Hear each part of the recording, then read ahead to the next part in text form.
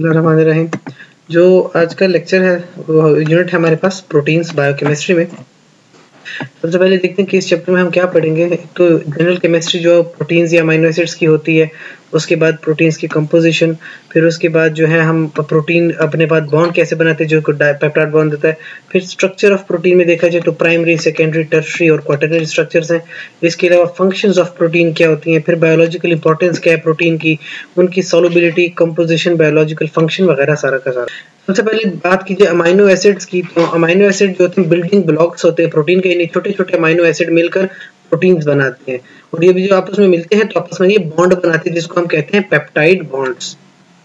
फिर ये छोटे छोटे प्रोटीन मिलकर एक बहुत बड़ी बड़ी चेन्स बना देते हैं जो ब्रांच्ड या अनब्रांच्ड चेन्स होती हैं, इनको हम पॉलीमर्स कहते हैं। अगर हम बात करें सिंपल प्रोटीन्स को बिल्कुल सिंपल से एक्सप्लेन करें तो जैसे कि छोटे छोटे ब्लॉक्स होते हैं और ब्लॉक से एक पूरी बिल्डिंग बन जाती है। छोटे छोटे अमीनो एसिड्स जो हैं ये पूरी की पूरी प्रोटीन एक बना देते हैं। अच्छा, प्रोटीन में देखा जाए तो एक तो हमारे पास कार्बन एटम होती है, जनरल स्ट्रक्चर है। फिर उसके साथ एक अमीन ग्रुप लगा होता है, एक हाइड्रोजन होता है और एक कार्बोक्सिल ग्रुप लगा होता है। ये हर प्रोटीन में लाजमी है। जो वेरिएबल होता है वो ये हमारे पास आर ग्रुप है या एक्स ग्रुप होता है जो वेरिएबल होता है। हर प्रोटीन में ये तीन स्ट्रक्चर सेम होंगे जबकि एक आर चेंज होता रहेगा और प्रोटीन जो अमीनो एसिड है वो चेंज हो जाता है। तो एक होता है अल्फा अमीनो एसिड, यानी कार्बन है उसके साथ एक ही अल्फा हो गई। फिर होते हैं बीटा अमीनो एसिड, जैसे कि ये कार्बन और ये वाली, तो ये अल्फा हो गई, ये साथ में बीटा हो गई। फिर है उसके बाद गैमा, जैसे ये कार्बन आपके पास मेन है तो अल्फा, बीटा और गैमा। अच्छा, अमीनो एसिड दो तरह के होते हैं, एक होते हैं एसेंशियल अमीनो एसिड्स, एक होते हैं non essential amino acids. Essential amino acids वो होते हैं जो हमारे बॉडी के अंदर पाए नहीं जाते जबकि वो हम फूड से लेते हैं। तो इसमें है lysine, tryptophan, threonine, valine, phenyl alanine, isoleucine, leucine और मिथियोनिन। ये वो सारे के सारे अमीनो एसिड्स हैं जो हमारी बॉडी में नहीं पाए जाते बल्कि हमें फूड से मिलते हैं। फिर आते हैं नॉन एसेंशियल। नॉन एसेंशियल वो सारे के सारे हैं जो हमारी बॉडी में नेचुरली पाए जाते हैं, हमारी बॉडी में खुद से बनते हैं, जैसे alanine, asparagine, aspartic acid, cysteine, glutamic acid, glutamine. ये जितने भी सारे के सारे हैं ये हमारी बॉडी में खुद ब खुद बनते हैं। फिर स्ट्रक्चर की बात करते हैं, जैसे अमीनो एसिड सारे के सारे आर ग्रुप के ऊपर डिफरेंस करते हैं। अब इसमें एक बहुत इंपॉर्टेंट चीज आती है और उसको हम कहते हैं कायरलिटी। जैसे कि आपके पास कार्बन है जो बिल्कुल कायरल सेंटर है। कायरल ऐसा कार्बन होता है जिसके चारों के चारों ग्रुप्स एक दूसरे से डिफरेंट होते हैं, ऐसा सेंटर हमारे पास होता है कायरल सेंटर। ठीक है। फिर मोस्ट अल्फा अमीनो एसिड्स जो होते हैं वो हमेशा कायरल होते हैं। अब इसमें जो अल्फा कार्बन है it has always 4 substituents and it is tetrahedral.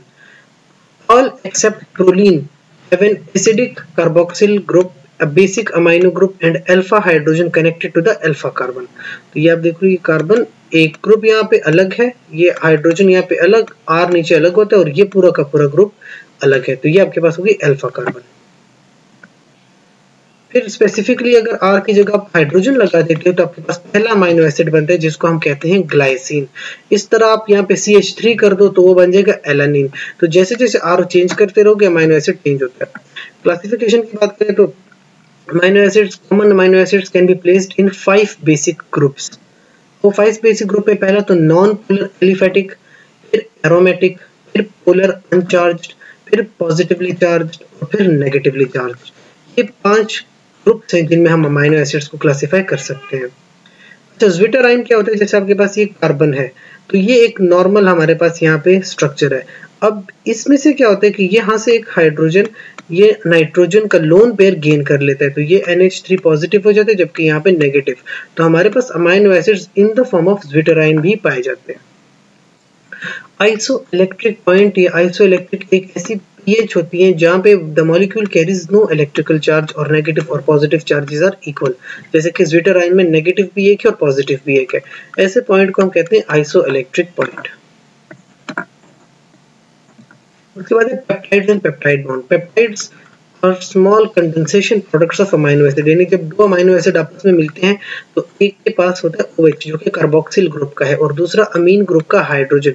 ये आपस में मिलकर वाटर का मॉलिक्यूल बना देते हैं और कार्बन और नाइट्रोजन में यहाँ पे बॉन्ड बन जाता है। इस बॉन्ड को हम कहते हैं पेप्टाइड बॉन्ड और इस बॉन्ड के थ्रू दो डिफरेंट अमीनो एसिड्स आपस में मिल जाते हैं। तो इस तरह से एक लंबी पॉलीपेप्टाइड चेन बन जाती है।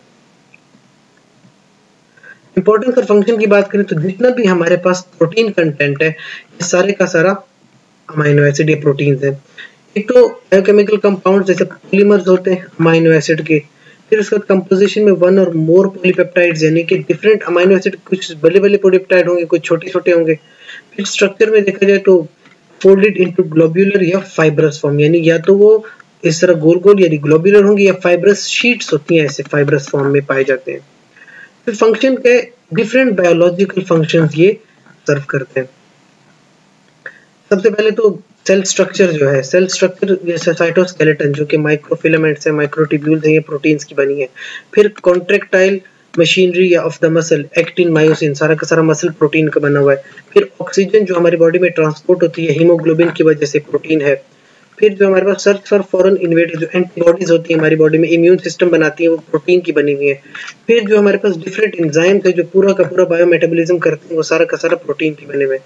फिर जो रिसेप्टर्स होते हैं हमारे सेल पे जो सेंस और रिस्पॉन्डिंग करते हैं, रिसेप्टर्स प्रोटीन्स होती हैं। फिर many other functions previously explained bye amino acid, सारे के प्रोटीन्स हैं। टाइप्स या क्लासेस ऑफ प्रोटीन्स की बात करें तो हमारे पास डिफरेंट टाइप्स ऑफ प्रोटीन होते हैं, जैसे कि मोटिलिटी के प्रोटीन्स अलग हैं जैसे ट्यूबुलिन प्रोटीन, एक्टिन, मायोसिन। फिर स्ट्रक्चरल प्रोटीन्स अलग हैं जैसे कोलेजन है, फाइब्रिन, केराटिन प्रोटीन है। फिर एंजाइम्स की फॉर्म में हमारे पास आते हैं जैसे कि डीएनए पॉलीमरेसिस है, परऑक्सीडेसिस है। फिर ट्रांसपोर्ट के लिए हीमोग्लोबिन है। हार्मोन्स में देखा जाए तो इंसुलिन है। सेल सरफेस रिसेप्टर में देखा जाए तो insulin receptor binds to insulin.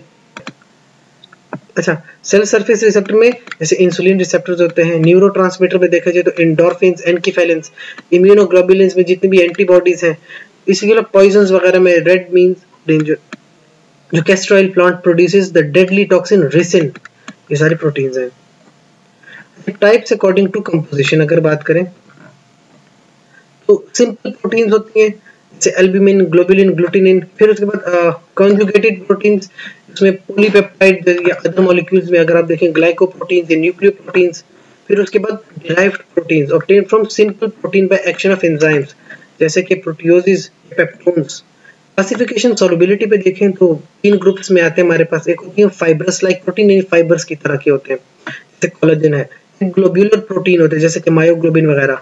एक मेम्ब्रेनस प्रोटीन्स होती हैं जैसे कि रोडोप्सिन वगैरह।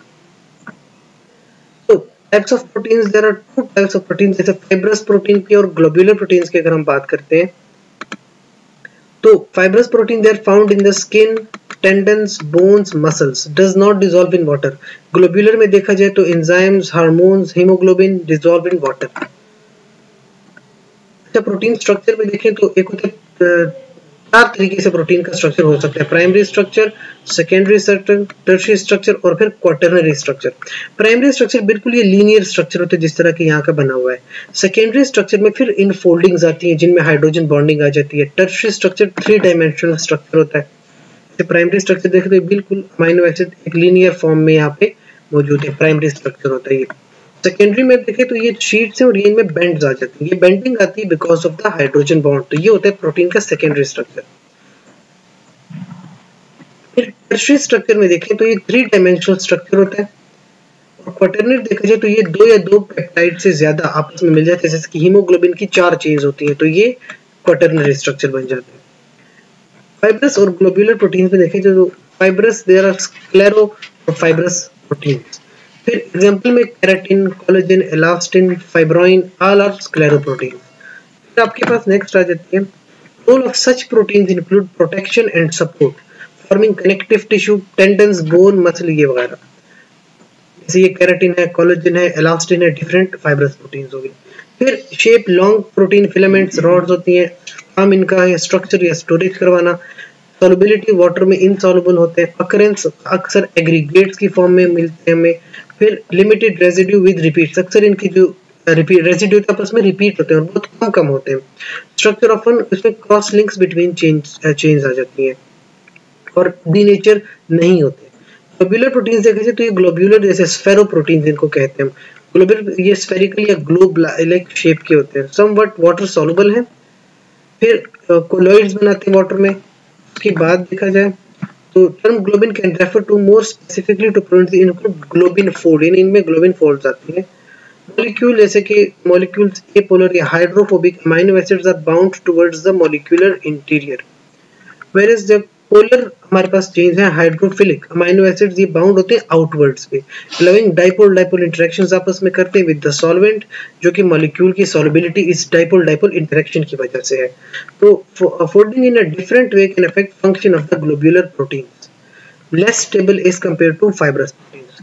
That was all about the proteins, जो कि हमारे पास अकॉर्डिंग टू द करिकुलम जितना हमने प्रोटीन्स का पढ़ना था। तो ये एक जनरल इंट्रोडक्शन है टुवर्ड्स प्रोटीन्स।